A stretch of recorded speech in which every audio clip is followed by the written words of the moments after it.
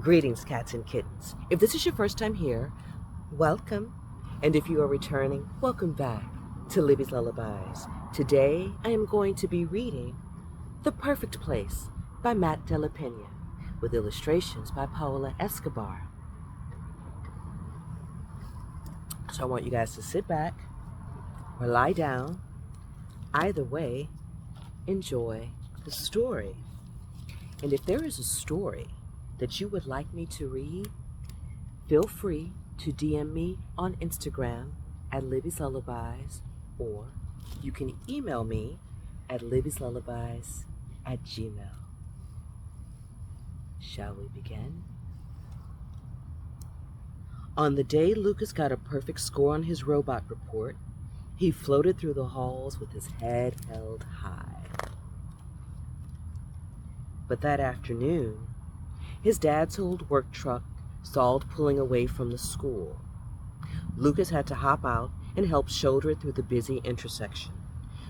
Car horns blaring, classmates staring, his polo shirt wrinkled and ruined. It was dark by the time he got home from the repair shop. The electricity had been shut off again, so Lucas found his mom in their tiny bathroom, putting on makeup by candlelight. He reached into his bag for his robot report, but she was already stepping into sneakers, kissing his forehead, and dashing off to her job at the diner. His grandpa was out on the fire escape, picking sad songs on his ukulele and weeping. "Welo, why do you play sad music if it only makes you upset?"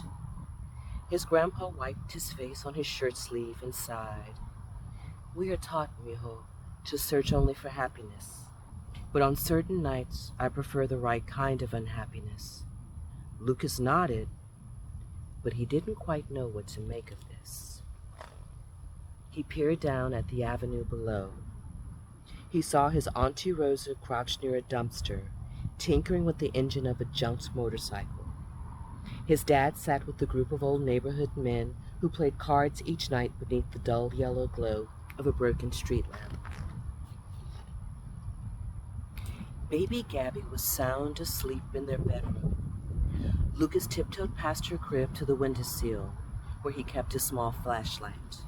He aimed his beam of light at the paint peeling off the walls and the broken dresser drawers, before pausing at the orange juice stain on the rug.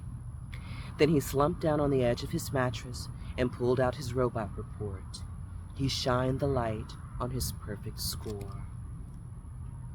Late that night, a strange light shone in through a crack in the curtains.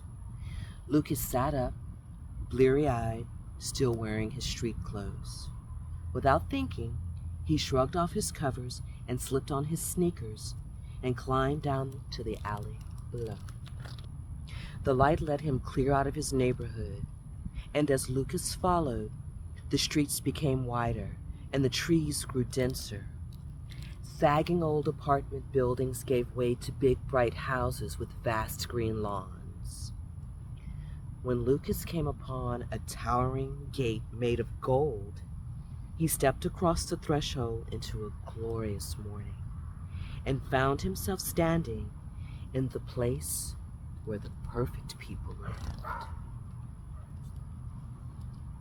He watched in awe as they drove their beautiful cars and beamed their beautiful smiles and spoke their beautiful words. Lucas was so moved by all this beauty, he climbed into a nearby stage and began reciting his robot report so beautifully, everyone stopped in their tracks to listen. Word quickly spread about Lucas and his robot report. A parade was arranged where the mayor presented him with the Medal of Perfection and recounted for the crowd each perfect thing Lucas had ever done. Two officials hoisted him onto their shoulders and marched him through the town square. And as Lucas waved, he was so overcome by a sudden sense of belonging, he thought he might burst. Just then, however, a boy working his way to the front of the crowd bumped into a man drinking orange juice. The cup slipped from his grip and tumbled to the ground, splattering the sticky orange liquid all over the sidewalk. A hush came over the crowd as everyone stared at the terrible stain. The boy picked up the cup and tried to give it back, but the orange juice man turned away. The boy hung his head in shame and then retreated towards the golden gates, apologizing and vowing never to show his face in the perfect place again.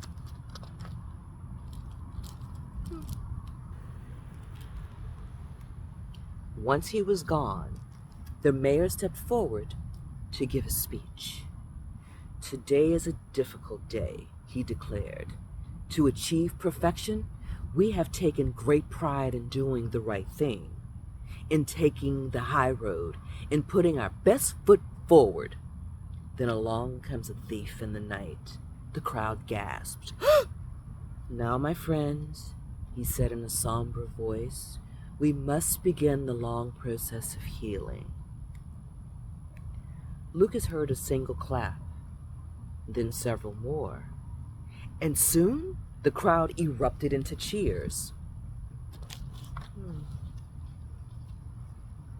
The celebration resumed as the cleaning crew set about removing the stain. Lucas watched from a distance as everyone hugged and wiped away tears, assuring one another that all could still be perfect in their perfect place.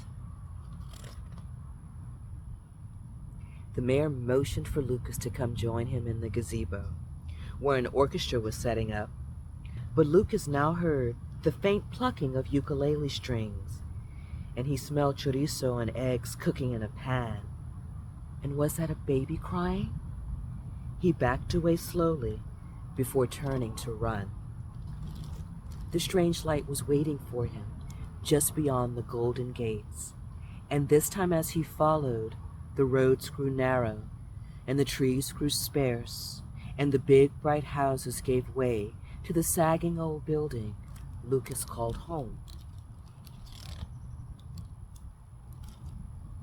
When he opened his eyes, it was early morning, and he was back in his room, and the strange light, he realized, wasn't strange at all. It was his mom, sitting at the foot of his mattress, shining his flashlight on his robot report. When she saw that he was awake, she held it up excitedly. "Lucas, this is wonderful!" Before he could answer, the electricity suddenly clicked back on, and now he saw that his whole family had gathered in his small room. His mom hugged his report to her chest. "Look around you," she said, beaming. "Sometimes the world is absolutely perfect." Lucas glanced at the paint peeling off his walls, and his mom's smudged makeup, and the orange shoe stain near his dad's work boots. "Or maybe," he said, turning to his grandpa, "it's the right kind of imperfect." Do you believe in a perfect place? Is there such a thing as a perfect place, as the perfect place? No. But there is the perfect place for you. I have my perfect place. I have a few perfect places. And you have yours. A place that makes you feel wonderful, feel warmed, feel loved, feel complete. I want you guys to enjoy the rest of your day, or your evening, your week, or your weekend. And I will see you next time on Libby's Lullabies. Cheers.